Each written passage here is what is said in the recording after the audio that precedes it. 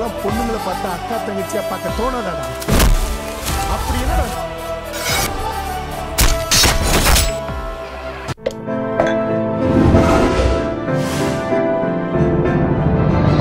Chai with Chitra.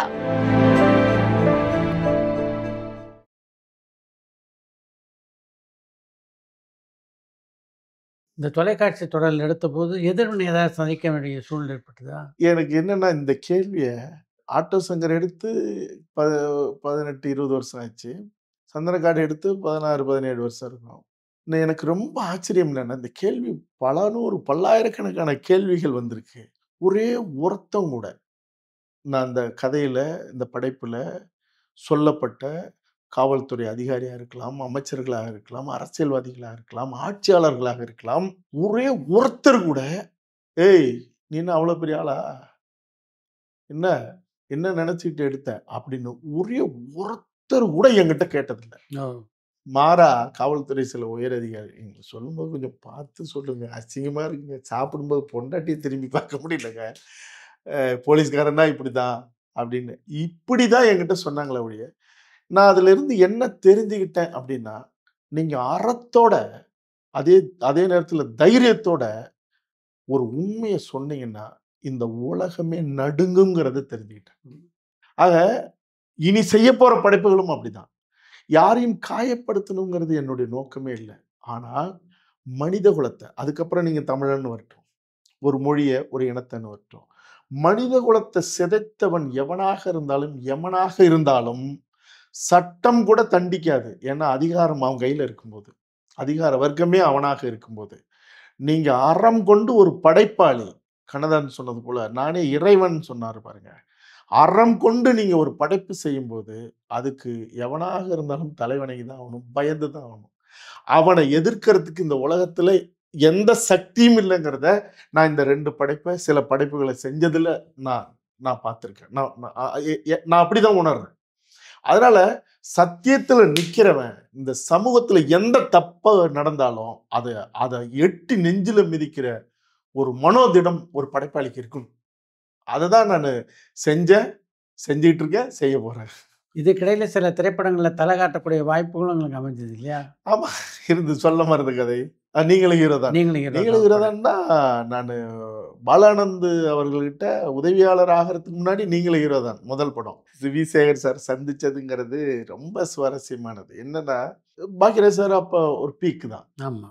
ஆ அப்ப ஒரு படம் அ கோர்ட் சீனு இதுல எடுத்துக்கிட்டு இருந்தாங்க ஏவிஎம்ல. ராதிகாலாம் அந்த படம் நடிச்சது. இவரு வக்கீல் இவரு. ராமலிங்கம்லாம் கோ டைரக்டர். ம். அப்ப நான் போய் நான் செட்டுக்குள்ள ஏவிஎம்க்குள்ள போறதே வந்து பென்டகனுடைய மிலிட்டரி கேம்புக்குள்ள போற மாரி அவ்வளவு சீக்கிரம் உள்ள போ முடியாது. அ அப்ப ஏதாவது பொய் சொல்லிப்புட்டு எனக்கு அவங்க தெரியும், இவங்க தெரியும்னு யார் கூடமாவது இப்படித்தான் உள்ள போய் ஷூட்டிங் அந்த பார்த்தாலே ஒரு தேர் திருவிழா பார்க்குற மாரி நம்மளுக்கு.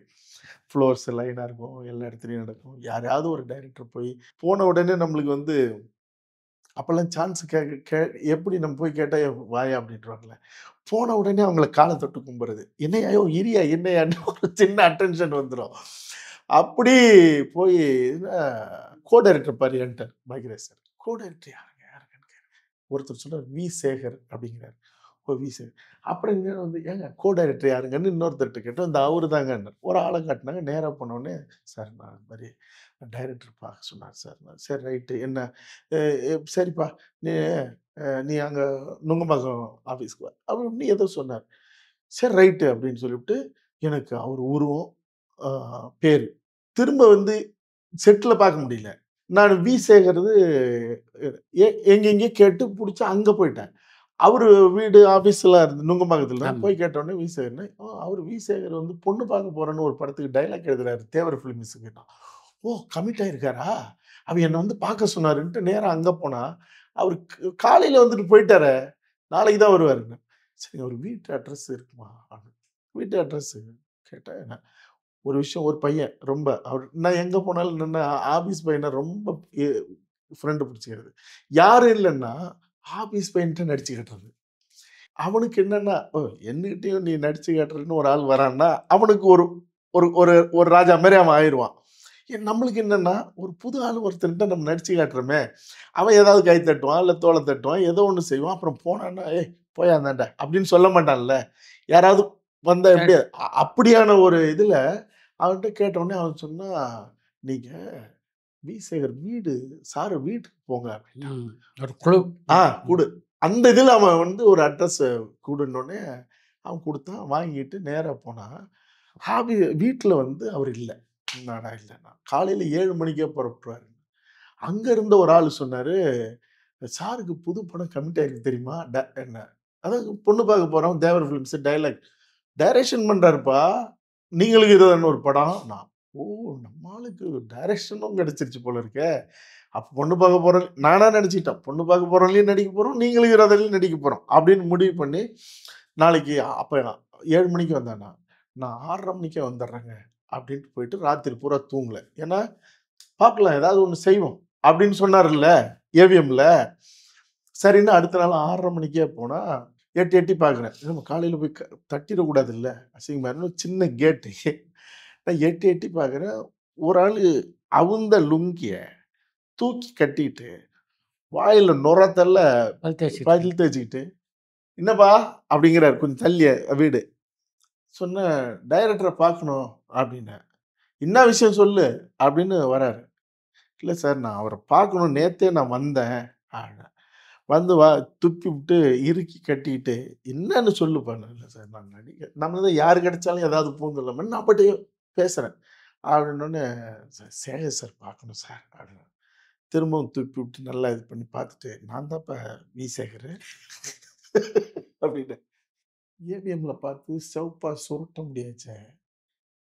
"இல்ல சார் வி. சேகர் பாக்கியராஜ் அசோசியேட்." "ஓ! நான் தான்யா." நானு ஒருத்தன்கிட்ட கேட்டப்ப, அவன் பேரு வி. சேகர்ன்ட்டான். நான் கோ டைரக்டர் எங்கன்னோனே ராமலிங்கம் சார காட்டி விட்டான். ராமலிங்கம் சார் தான் வி. சேகர்ன்னு நான் நெனச்சுக்கிட்டு ஓ! சுத்திட்டு இருக்கேன் கற்பனையில. கடைசியில இவரு தான். சரி நம்மளுக்கு அப்பயும் எனக்கு நம்பிக்கை வரல. ஏன்னா இவரு ஒரு ஒரு விதமா அப்படியே யோசிச்சுட்டு இப்படி இருப்பாரா? சரி யாரா இருந்தாலும் இவரு தான் வி. சேகரா இருந்தா சார் படம் பண்றது, பொண்ணு பார்க்க போறேன் டயலாக்கு, இது மாரி புது படம் ஆரம்பிக்க போகுது. நான் தான்ப்பா சொல்லுப்பா. இல்ல சார் நான் நடிக்கிறதுக்கு ட்ரை பண்றேன் சார். எனக்கு எப்படியாவது குடுங்க சார். அப்படின்னு பேசலாம் விடுறதில்ல. டப்புனு அவரு காம்பவுண்ட் அந்தாண்ட நிக்கிறாரு. இடுப்பு வரை காம்பவுண்டு. டப்புனு பின்னாடி ஒரு ஆல்பம்ல வச்சுக்கிறது. டப்புனு எடுத்து சார் இங்க பாருங்க சார். அப்படின்னு விஜயகாந்த் மாரி எடுத்தது. அது இது எல்லாத்தையும் சிரிச்சுக்கிட்டு அப்படியே நடந்து வர்றது நம்மளுக்கு தெரிஞ்சது. பின்னாடி திரும்பி எல்லாத்தையும் காட்டி கடகடன்னு சொன்னேன். யாரோட ரசிகன்? அப்படின்னாரு. சார் விஜயகாந்தன்னா ரொம்ப பிடிக்கும். சரி. நான் உன்னை ஏதாவது பயன்படுத்துறேன் அருமை. அப்படின்னாரு. ம். ஏன்னா நீங்களும் ஹீரோ தானே. ரசிகர்கள் ஒரு நடிகனுக்கு ரசிகர்களா இருந்து, ஆமா. அவங்க படுற பாடு தான் அந்த படமே. ஆமா. அ சார் நான் எப்ப சார் வரணும்? டி நகர்ல சவுத் போக் ரோட்ல டுட்டுக்கோரியன் ஃபிலிம் ஆ என்டர்டெய்னர்ன்னு ஒரு கம்பெனி. அவங்க தூத்துக்குடி குரூப்ஸ் வந்து படம் பண்றாங்க. அவங்களுக்கு தான் நான் படம் பண்றேன். இந்த இந்த நம்பர் அப்படிலாம் சொன்னேன். டப் டப் டப்ன்னு எழுதிக்கிட்டேன். சரின்னு அங்க போனா, அங்க அவர பார்க்கவே முடியல. கம்பல்சிங் போயிட்டாரு. அது இதுன்னு. நம்மளுக்கு என்னன்னா பார்த்துட்டாருன்னா அடுத்து என்ன? ஒரு நாளு போனா வைரமணின்னு ஒருத்தரு அட்ரஸ் அவர் அசிஸ்டன்ட். அசிஸ்டன்ட். அட்ரஸ் குடுங்க. என்ன சார் அட்ரஸ் எல்லாம்? நமக்கு விஜயராகபுரம் 3வது தெரு 34 எல்லாமே ஹட்டு குடிசை மாரி இருக்கும். அதுல மாடியில. இதுல எங்க அதுல 8 வூடு. இதுல நம்மளுக்கு எப்படி செய்தி வரும்? அப்படின்னு எனக்கு நடுப்புறவே போறது. யோவ்! நான் தான் லெட்டர் வரும்னு சொன்னேன்ல. எங்க லெட்டர் வரும் அப்படின்ட்டு நானு அப்புறம் அவரையும் பார்க்க முடியல. ஒரு நாள் போறேன் அந்த வீட்டுக்காரம்மா மாறி. அவங்களுக்கே நம்ம வாடகை குடுக்காம தான் தூங்கி எந்திரிச்சு வேகமா போயிறது, தூங்குனதுக்கு அப்புறம் உள்ள வர்றது. கண்ல படாம இருக்கிறது.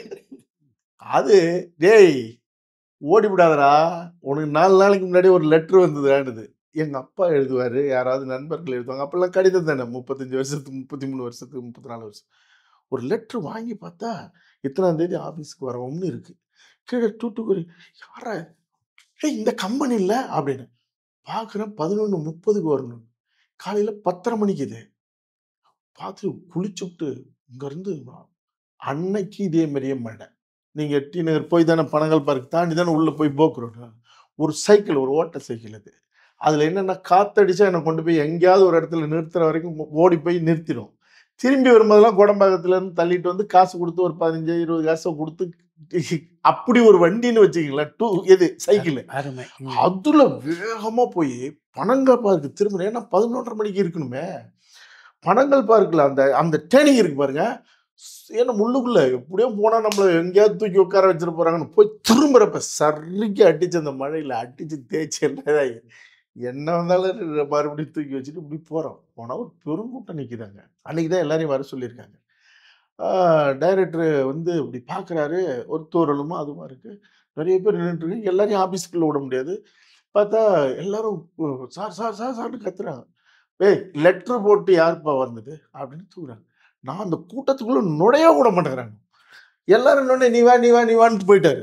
நான் எகிறி "சார் உங்க வூட்ல பார்த்தேன்ல சார்" அப்படின்னு நான் எகிறி கத்துனேன். போனவரு திரும்பி "வா" அப்படின்ட்டாரு. சரின்னு உள்ள போனா, உள்ள இந்த பெட்டு அப்பதான் நான் பார்க்குறேன் டிஸ்கஷன் ரூமு. ஏன்னா இதுக்கப்புறம் தான் நான் பாலானந்த் சார்ட்ட போறேன். டிஸ்கஷன் ரூம்னா உள்ள பெட் இருக்க மாட்டேங்குது. நல்லா கமகமன்னு ஒரு இதோட டைரக்டர் இப்படி திண்டு இதெல்லாம் சாஞ்சிட்டு இருக்காங்க. அங்க போய் நான் முறையா உட்கார்றேன். அங்க ஒரு 20 பேர் இருந்தான். வெளியில வந்து ஒரு 200 பேரு. அதுல ஒரு 20 பேரு. அதுல ரெக்கமெண்ட்லாம் நெறைய வரும் தெரியுமா? இந்த டைரக்டர், புரொடியூசர் அது இது சொந்தக்காரன் அப்படின்னு எல்லாரும் உட்கார்ந்துருக்கானோ. உட்கார்ந்த உடனே, "அப்பா இது வந்து ஒரு நடிகர பத்தின ஒரு நடிகரால கெட்டு போற இளைஞர்கள் பத்தின இது. எனக்கு வந்து தெரிஞ்சவங்க, தெரியாதவங்கன்னு இதுல அதுலருந்து செலக்ட் பண்ணிருக்கு. எனக்கு யாரு நடிச்சு காட்டுறீங்களோ, அவங்களுக்கு தான் நான் வாய்ப்பு தருவேன். நடிக்காத நீங்க தெரிஞ்ச அதெல்லாம் இந்த இந்த இதெல்லாம் இல்ல. திறமைக்கு தான் முதல்ல. திறமைக்கு தான்" அப்படின்ட்டாரு. நமக்கு தான் உள்ள கை திறந்தவராச்சா? ஆமா. என்னப்பா எல்லாம் மயான அமைதியா இருக்கானுங்க. எனக்கு பக் பக் பக் பக்குன்னு அடிக்குது. என் சத்தம் எனக்கே கேட்குது. என்னன்னா, டப்புன்னு முந்திட்டு கேட்கணும்னு. கேட்டுட்டா ஏதாவது நெனச்சுட்டா, அவ ஒருத்தன என்னடா?" "இல்ல சார் நான் அப்புறமா பண்றேன் சார்." இன்னொருத்தன் இப்படி கேட்ட உடனே, "இல்ல சார் டயலாக் ஏதாவது குடுங்களேன் சார்ங்கிறான்" ஒருத்தன். எனக்கா நம்ம தான் விஜயகாந்த் ரசிகர். அம்மன் கோயில் கேட்கிற டயலாக்கு, அந்த வீட்ட விட்டு பாப்பா வெளிய போ சொன்னதெல்லாம் பிச்சு உதர்றது. "யார பாப்பா? என்னையா பாப்பா போ சொன்னேன்னு" ஆரம்பிச்சேன். அப்படின்னா, "நேத்து வந்தவ அவ. அவ இங்க இருக்கணும். தூக்கி வளர்த்தன்னா வெளிய போணும். போறோம் பாப்பா" அப்படின்னு பேசுறதெல்லாம் அப்படி டயலாக் கரெக்ட்டா இருந்தேன். டக்குன்னு எந்திரிச்சு, "சார் நான் நடிக்கிறேன் சார்" அப்படின்னு. பாரு ஒருத்தன் புதுசா வந்தவன் நடிக்கிறேங்கிறான். நீ எல்லாம் என்ன ஏற்கனவே நடிச்ச ஆளுங்கலாம் இதுல இருக்கீங்க. அப்படின்னா, "நீங்க நடி" அப்படின்னாரு. நானு, "சார் கண்ணு கலங்குற மாரி" "நடி" அண்ணா. "இல்ல சார் வெங்காயம் கிடைக்குமா?" அப்படின்னேன். "எதுக்குய்யா வெங்காயம்?" "சார் கொஞ்சம் கண்ணுகிட்ட போட்டா கொஞ்சம் கண்ணு கலங்கும் சார்." "என்னய்யா அவன்?" அப்படின்னு. பின்னாடி சரவணன்னு ஒருத்தன் சொன்னேன்ல, அசிஸ்டன்ட் டைரக்டரா போன்னு சொன்னேன். அவன் அங்க ரைட்டிங் அழகா இருக்கும். "ஏய் சரவணா போய் அந்த கிச்சன்ல வெங்காயம் இருக்கும். எடுத்துட்டு வா." அங்கேயே சமைப்பாங்கல்ல சிலது. அ அவன் என்ன இப்படி பார்த்துட்டு போனான். போயிட்டு வந்தோனே, "இவ்வளோ பெரிய வெங்காயம் எடுத்துட்டு வா." "இல்ல சார் சின்ன வெங்காயம் இல்ல." அப்படின்னு. ஏய் ஏதாவது ஒண்ணு போட்டு பண்ணியா. அப்புறம் லைட்டா அப்படி திரும்பி நின்னு போட்டுட்டு அடிக்க ஆரம்பிச்சேன். "செலக்ட் பண்ணுங்க" ஆ, அப்படின்ட்டார். அருமை. "நீ நடிக்கிறதில்ல. வசனம்லாம் பேசி நடிக்கிற" அப்படின்ட்டார். இப்படி அந்த நீங்க "நீங்கள் இரதான்னு" சொன்ன உடனே, இப்படிதான் தொடங்குது. எனக்கு என்னன்னா, இப்படி வெறிகொண்டு நின்ன நிலையில தான், பாலானந்த் சார் அசிஸ்டன்ட் டைரக்டர்னோனே, நம்ம வாழ்க்கையே அழியப் போகுது. இதுல போய் நம்ம மாட்டிக்க கூடாதுன்னு நெனச்சு, அப்புறம் அவரோட "உனக்காக பிறந்தேன்னு" திருப்பூர் மணி சார் படம். பிரசாந்துக்கு 2வது படம் அது. ம். வைகாசி பிறந்தாச்சு ம். முடிஞ்சு. அந்த படத்துல அசிஸ்டன்ட் டைரக்டரா சேர்றேன். ராமசிவான்னு ஒருத்தரு கோ டைரக்டரு. அவரு பாஸ்கர் மியூசிக் பாஸ்கர்ட்டலாம் ஒர்க் பண்ணவரு. அவரு. அவரு பாதியிலேயே போயிட்டாரு. படத்திலேயே நான் அசிஸ்டன்ட் டைரக்டர் ஆயி அருமை. அசோசியேட் டைரக்டர் ஆயிட்டேன். ப்ரமோஷன். புரமோஷன் அதிலேயே முடியறதுக்கு இல்ல. அப்படி அவ அ அதுல அவருக்கு தெரியாத எங்கேயாவது போய் சான்ஸ் கேட்டாரு. ஏதாவது இவரு தொரத்தி விட்டா என்ன செய்றதுன்னு, நடுப்புற கேப் கிடைச்சதுன்னா ஓடி போய் வசந்தகால பறவைக்கு நான் போய் அங்க இதே மாரி நடிச்சு காட்டுறேன். உமா லாட்ஜ்ன்னு லிபர்ட்டி பக்கத்துல. அப்போ பவித்ரன் சார்ட்ட அசிஸ்டன்ட் யாருன்னா, சங்கர் சாரு, வெங்கடேஷ். வெங்கடேஷ். அங்க போய் என்னன்னா, அசிஸ்டன்ட் டைரக்டர்ன்னு சொன்னா ஏதாவது சொல்லிப்புடுவாங்கன்னு நடிக்கணும். சரி அப்புறம் வா பார்க்கலான்னு போட்டோ எடுத்தேன். நடிச்சு காட்டுவேன். சங்கர் சார்கிட்ட எல்லாரும் இருக்காங்க. அப்பல்லாம் அ அங்க போய் நின்னு என்னன்னா பண்ணணும், பாஞ்சு அடிச்சு விழுந்து பெரண்டு எந்திரிச்சுன்னோனே, சரி அது ஒரு ஒரு வாட்ச்மேன் கேரக்டர் இருக்கு. அது என்னன்னு பார்க்கலான்னு எழுதிக்கிட்டாங்க. இப்படியெல்லாம் அப்புறம் அது பண்ண முடியலன்னு வைங்க. அதுக்கப்புறம் இந்தியன் 2ல என் பையன் ஒரு முக்கியமான கேரக்டர் நடிச்சான். வசந்த் பாலன் அந்த பார்ட் எடுத்தாரு. அது சங்கர் சார் ஏதோ எடிட் பண்ணி வச்சப்ப, "இல்லப்பா அந்த க்ளோஸ் அப்லாம் போடு" அப்படின்னு அந்த இந்த ரயில்வே ட்ராக்ல அவன் சூசைட் பண்ணிக்கிற அந்த சீனு. ரொம்ப எமோஷனான சீன். ஒரு இன்ஜினியரா படிச்சுட்டு வேலை இல்ல. ஆனா லோன் குடுத்தவன் வந்து பேங்க்ல, இல்லாட்டினா உங்க அக்கா, தங்கச்சி நெட்ல விட்டோம். அந்த சீன் எமோஷனல் சீன். அப்ப நான் படையண்டா மாவீரால இருக்கும்போது ஒரு தெலுங்கு படத்துக்கு ராம் சரண் படம். அங்க மிக்ஸிங் நடக்குது. கீழ எனக்கு டப்பிங். அப்படி எனக்கு போராட்டம் அது இதெல்லாம் ஏதோ ஒரு வகையில, ஏதோ ஒரு இதுல பார்த்து படம் பண்ணிட்டு இருக்கிறதெல்லாம் தெரியும்ல. உடனே எப்படி பையன் அவன் நல்லா பண்ணியிருந்தான் அதுல. உங்களுக்கு ஞாபகம் இருக்கா சார்? வசந்தா கால பறவையில உமாலாஜில விழுந்து பிறண்டு நடிச்சுக்கிட்டு. ஒரு காலம் எப்படி இருக்கு பாரு. அப்ப வந்து சான்ஸ் கேட்டு உங்க பையன் நடிச்சிருக்கான். இப்ப நீங்க படம் எடுத்திருக்கீங்க. ரொம்ப சந்தோஷமா இருக்கு. நான் அவன பயன்படுத்துறேன்னாரு. வாழ்க்கை பயங்கரமா இப்படி ஓடுது. ஓடி சுத்தி சுத்தி வந்து அப்படி நிக்குது. நடிக்கிறதுக்குங்கிறது இது அப்புறம் ச இது சொல்ல மறந்த கதை. நட்பு முறையில நான் சேரன், ச தங்கர்ன்னு போய், அதுல கிளைமாக்ஸ்ல ஒரு சீனு. அதனால இதுக்கு மகிழ்ச்சி நம்ம அதுக்கப்புறம் மகிழ்ச்சி பண்றேன்.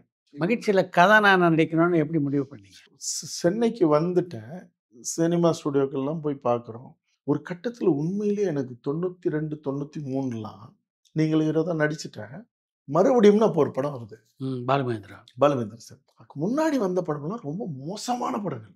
ஆபாசமான படம். ஆபாசங்கிறது ஒரு கதையாவே எந்த பாதிப்பும் இல்லாத அந்த 91லேருந்து நீங்க பார்த்தீங்கன்னா 95 வரைக்கும் நெறைய தோல்வி படங்களா இருந்தது. நான் சினிமாவுக்கு வந்துட்டேனே ஒழிய, இதெல்லாம் ஷூட்டிங் போய் பார்த்தா, மழையில நனஞ்சுட்டு ஹீரோயின் பாட்டு எடுத்துக்கிட்டு இருப்பாங்க செட்ல. புரொஃபலர் வச்சு அடிச்சு காலத்தோட தெரியிற மாரி. இப்படியான இதெல்லாம் நெறைய நான் வந்து பார்த்துருக்கேன். படமா பார்த்தாலும் எனக்கு எந்த இம்ப்ரெஷனும் ஆகல. அப்ப நான் முடிவு ஏன்டா இந்த சினிமாவுக்காடா நம்ம உடையாந்தோம்? அப்ப இதுல நம்ம என்ன செய்ய போறோம்? நம்மளுடைய எதிர்காலம் என்ன? வாய்ப்பு கேட்டாலும் பெருசா கிடைக்கல. அப்ப நம்ம ஸ் ஸ் மூச்சு விடுற வரைக்கும் இந்த சினிமால தான் நம்ம இருக்க போறோம்னா, இது என்ன அப்படின்னு. தீவிரமா நான் வந்து ஜெயகாந்தன அங்கேயே ஊர்லயே படிக்க தொடங்கிட்டேன். எப்படி படிக்க தொடங்குனேன்னா, 12ஆம் வகுப்புல எனக்கு வந்து கதை திரட்டுன்னு ஒரு இது. 20 மார்க்கோ, 10 மார்க்கோ அதுல தமிழ்ல வருது. அதுல வந்து சிறுகதைகள், புலமைப்பித்தனுடைய சிறுகதை, ஒரு நாள் கழிந்தது, நந்தவனத்தில் ஒரு ஆண்டி, ஜெயகாந்தனுது, இப்படி எல்லாமே. அப்போ முதல் முறையா எனக்கு என்னன்னா, சினிமாவுக்கு தான் போறோம்ன்னு நம்ம முடிவு பண்ணிட்டோம். பெருசா படிப்புல ஈடுபாடு இல்ல. சினிமாவுக்கு போறதுக்கு என்ன படிப்பு? அங்க என்ன போய் சர்டிஃபிகேட்டா கேட்க போறாங்க? நடிக்கிறதுக்கு. படங்களா பார்க்குறோம். வெறி பிடிச்சு நிக்கிறோம். எப்படா 12வது பரீட்சை எழுத போவோம் அப்படின்னு. அந்த படிச்சுட்டு இருக்கிறப்ப எனக்கு தமிழ் மேல எப்பவுமே அப்பா இதெல்லாம் ஒரு ஒரு பெரிய ஆர்வம் உண்டு. அந்த தலைவன், தலைவி குறும்பாடல், சங்கப்பாடல் இதெல்லாம் எழுதும்போது என்னுடைய 8ஆம் வகுப்புலயே ஆசிரியர் வந்து ராமலிங்க ஐயான்னு, கோனார் தமிழ் உரையோட இவன் அற்புதமா எழுதியிருக்காயான்னு எல்லாரும் படிக்க சொன்னாரு. அப்ப ஏதோ ஒரு வகையில ஈர்ப்பு. ம். அப்ப நந்தவனத்தில் ஒரு ஆண்டி நான் கதைய படிக்கும்போது, படிச்சுட்டே இருக்கும்போது எனக்கு கண்ணு கலங்கிருச்சு. உடம்பெல்லாம் செலுத்துது. அதுக்கு முன்னாடி வாழ்க்கைய தவிர்த்து, ஒரு வெள்ளைத்தாள்ல எழுதப்பட்ட எழுத்துக்கள் எனக்கு இவ்வளவு பெரிய பாதிப்பை ஏற்படுத்தினதே இல்ல. ம். இருளன்னு ஒருத்தன் அந்த சுடுகாட்டுல, எல்லா குழந்தைகளையும், எல்லா மனிதர்களையும் செத்து போனா புதைச்சு கூத்தாடுறவன். ஒரு நாள் அவன் புள்ள செத்துரும். முதல் முறையா பொறந்த புள்ள, கை குழந்தை செத்துரும். அத புதைக்க போம்போது கதறி அழுவான். எல்லா குழந்தைகளும், மனிதர்களும் செத்து வரும்போது, இவன் ஆட்டமாடி பாட்டு போடும்போது, ஒரு பைத்தியக்கார பயடான்னு சொல்லிட்டு போனான். நம்ம ஒரு பைத்தியக்கார பயலா இருந்தவன். என் புள்ள செத்தப்ப, உண்மையிலேயே அவன் பைத்தியமான மனநிலையோட அவன் கதர்றது இருக்குல்ல, அப்படி முடிக்கும்போது எனக்கு உடம்பெல்லாம் சிலுத்துது. ஏன்டா ஒரு எழுத்து, ஒரு பேப்பர் ஒரு மனிதன கலங்க வைக்குமா? படிப்போம் அப்படின்னு லைப்ரரியில அப்பயே படிக்க ஆரம்பிச்சேன். சென்னை வந்ததுக்கு அப்புறம் இந்த வெறுப்புல இருக்கும்போது, லைப்ரரிக்கு அங்க இங்கலாம் போய் படிக்கும்போது, பசி வயித்துக்கு சோறு கிடைக்காது. ஆனா லைப்ரரியில புத்தகங்கள் இருக்கு. அந்த பசிய மறந்து படிக்கிற ஒரு வெறித்தனமான வாசிப்பு அந்த நேரத்துல இருக்கும்போது, அப்பதான் ஒரு நண்பன் ஒருத்தன் இது தலைமுறைகள் புத்தகம் பயங்கர ரொம்ப அற்புதமான இந்தியாவினுடைய மிகச்சிறந்த 10 நாவல்ல ஒரு தமிழ் நாவல் படிக்கும்போது தான் படிக்க படிக்க எனக்கு என்னன்னா, நான் முன்னாடியே சொன்னேன் ஹாஸ்டல்ல இருந்தேன். சின்ன வயசுல வறுமை. அப்பா விட்டுட்டு போராட்ட களம்னு போயிருவாரு. குடும்பத்தோட பெரிய அட்டாச்டு இல்ல அந்த 10 வயசு வரைக்கும். 5வது வரைக்கும் அ படி ஊர்ல. 5வதுக்கு அப்புறம் ஹாஸ்டலுக்கு வந்துட்டேன். ஹாஸ்டல்லயே தான் தங்கி இருக்கிறது. அப்ப முடிச்ச உடனே 17ஆம் தேதி பரீட்சை எழுதிட்டு 12ஆம் தேதி, 20ஆம் தேதி சென்னைக்கு வந்துட்டேன். 6 வருஷம் ஊருக்கு போல. நீங்க 12 13 நாள்ல ஹீரோ ஆயிடலாம்னு நெனச்சு 6 வருஷம் போல. அம்மாவ பாம்பு கடிச்சிருச்சு, சாவு படுக்கை ஆஸ்பத்திரியில இருக்குன்னு போறேன். ஊர் எனக்கு வேற மாரி இருக்கு. அது எங்க அம்மா சொல்லும், "டேய் நான் செத்து போனா வருவியாடான்னு." இது எனக்கு பயம் வந்துருச்சு. அப்பவும் ஒண்ணும் பெருசா சாதிக்கல. நீங்களும் ஹீரோ தான் மட்டும் நடிச்சோம். அதுக்கப்புறம் பெரிய கேப் அசிஸ்டன்ட் டைரக்டர் இப்படி ஓடிட்டு இருக்கோம். அப்பதான் இந்த நாவல் படிக்கும்போது, இப்ப சக மனிதர்கள் மேல, அக்கா, தங்கச்சி மேல, அ குடும்பத்து மேல, நட்பு மேல, இந்த உலகத்தின் மேல, மண் மேல இதெல்லாம் ஒரு பெரிய பற்று அந்த நாவல் தான் எனக்கு உருவாக்குது. அப்ப சினிமா விட்டே போயிரலான்னு நான் நினைக்கும்போது, இந்த நாவல படிச்ச உடனே, ஏன் இந்த நாவல நம்ம படம் எடுக்கக்கூடாது? ம். நாமளே நடிச்சு, அப்படின்னு ஒரு முடிவுக்கு வரேன். அந்த இதுதான் கனவே கலையாத பண்றேன். ஒரு கட்டத்தில. அத வேற ஒரு கதை பண்ணி, அது இது போய் இப்படி விபத்தாகி, அது ஒரு 10 வருஷம் இழுத்துருது. மறுபடியும் இந்த நாவல என்னுடைய உயிர் நண்பர், எனக்கு தாய் சமமானவர் அவரு, மணிவண்ணன். கோயம்பேடு மார்க்கெட்ல ஆப்பிள் கடை வச்சு நடத்துறவரு. இந்த கதைய சொன்ன உடனே, இது முற்போக்கா இருக்கு இந்த கதை. இந்த கதைய நீங்க பண்ணுங்கண்ணா. நான் தயங்கி, தயங்கி இந்த கதையில நான் நடிக்கணும்ன்றேன். பண்ணுங்க அப்படின்ட்டாரு. அப்ப அந்த படைப்ப எதுக்காக நடிக்க வந்தோமோ, அந்த படைப்ப நான் இயக்கி நடிக்கிறேன். நடிச்ச உடனே, அது ரொம்ப காலத்துக்கு முற்பட்டு எடுக்க வேண்டிய படம், தள்ளி தள்ளி வந்ததுனால, காலம் கடந்து வந்ததுனால, படம் இன்னைக்கும் பேசப்படுற படமா இருக்குதே ஒழிய, ஆனால் அந்த நேரத்துல அந்த படமும் ஓடாம போயிருச்சு. ஆமா. அப்ப நீங்க கனவே கலையாதுல நான் விட்டத புடிச்சிடலாம்னு நெனச்சு, இதுவும் போன உடனே, அதுக்கப்புறம் தான் ஆட்டோ சங்கர் சந்தனக்காடு வந்து ஒரு பெரிய அதிர்வலைய ஏற்படுத்துது. ஆனா சின்ன திரையில ஜெயிச்சதுனால பெரிய திரையில குடுப்பாங்கன்னு சொல்ல முடியாதுல்ல. மறுபடியும் பார்த்தா, சரி இதெல்லாம் பண்ணணும். திரும்ப சினிமா ஒண்ணு நடிச்சிருக்கலாம், இல்ல டைரக்ட் பண்ணியிருக்கலாம். அத வுட்டுட்டு நம்மளுக்கு ஏற்கனவே தந்தை மூலமா இருந்த இது, இந்த சமூகத்துக்காக பொது வாழ்க்கை பொது வாழ்க்கைக்கு போய் போராடின உடனே, சிறைக்கு போன உடனே எனக்கு யார் படம் குடுப்பா? இவன் ரிலீஸ் ஆவானா? இவன் எடுக்கிற படம் ரிலீஸ் ஆகுமா? இந்த சிக்கல். அப்புறம் இப்பவும் இப்படியே உன் காலத்த போக்கிற கூடாது. நீ எவ்வளவு பெரிய திறமையானவன், உன் படைப்பு எப்படி? அப்ப நீ படைப்பு செய் அப்படின்னு என்ன வலிஞ்சு இழுத்துட்டு வந்து விகே புரொடக்ஷன்ஸ்ன்னு என்னுடைய நெருக்கமான உறவுகள் கிட்டத்தட்ட ஒரு 13 கோடி ரூபாயில இந்த உண்மை வரலாற்றை எடு. ஏன்னா நீ அட்டசுந்தரம், சந்தனக்காடும் உண்மை சம்பவத்தை எடுத்து உலகம் பூரா பேசப்பட்டிருக்கு. அப்ப நீ உண்மை சம்பவத்தை இது எடுத்தாக வேண்டிய ஒரு சூழ்நிலை இருக்கு. நீ இன்னும் உன்னுடைய கனவு கற்பனைன்னு வன்னிக்காடு வரைக்கும் நீ வச்சிருக்க. தமிழரசன் வரலாறு எடுக்கணுங்கிற. ஏன்னா என் தந்தை சென்னைக்கு புறப்படும்போது அவர் ஒரே ஒரு வார்த்தை தான் சொன்னாரு. "நீ சினிமாவுக்கு போ. நான் போறது நடிக்க." அதெல்லாம் அவர்கிட்ட சொல்லல நானு. அவர் சொல்றாரு, "என் நண்பர் தமிழரசனுடைய வரலாறு நீ எடுப்பியா?" ம். அப்படின்னாரு. "எடுப்பேன்" அப்படின்னேன். "அப்ப புறப்படு" அப்படின்ட்டாரு. அவரு அந்த அந்த இதுல. ஆனால் இந்த படைப்புக்கு அப்புறம் தமிழரசன் வரலாறும், பிரபாகரன் வரலாறும் தான் அடுத்தடுத்து அத எடுக்க போறோம். இதுக்கு 35 ஆண்டு கால பயணம், கனவு. அதுல ஒரு நேர்மை சுமந்த என்னுடைய அர்ப்பணிப்பான படைப்புகள். இப்படி அது தொடர்ந்துட்டு இருக்கு. காடுவெட்டி குருவினுடைய வாழ்க்கை வரலாற்று எடுக்கணும்னு எதனால உங்களுக்கு தோணுச்சு? இது சில கோவங்களாலும் இந்த படைப்பு நான் எடுக்க வேண்டியது ஆயிடுச்சு. ஜெய் பீம்னு ஒரு படம் வருது. ஆரோக்கியசாமி அப்படின்ற ஒருத்தர் அவரு. அவரு ஒரு முதலியார் சமூகத்தை சேர்ந்த ஒரு கிறித்துவர் அவரு. ஆனா அவருக்கு குருன்னு பேர் வச்சு அந்த கொடூரமான போலீஸ் அதிகாரி சாதி வெறியில தான் அடிச்சு கொன்னுட்டான்னு சொல்லி குருங்கிற பேரும் வருது, அக்னி குண்டமும் வருது. சரி, நீங்க இந்த மொழிக்கும் இனத்துக்கும் சம்பந்தப்பட்டவரா?